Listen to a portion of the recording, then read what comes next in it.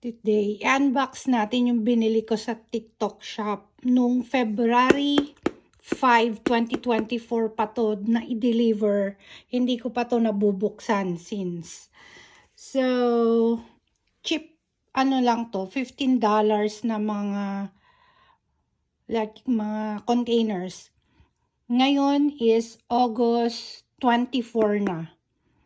Imagine mo yung gaano katagal bago ko to mabubuksan.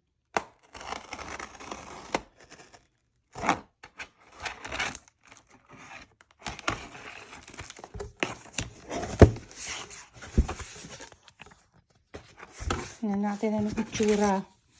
Wow, ito siya. Glass siya. Tapos, $15 ko lang nabili lahat.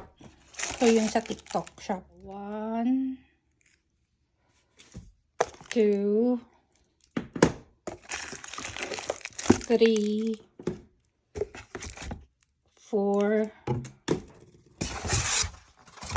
5, 6, 7, 8. 8 glass container siya. $15 lang. Not bad.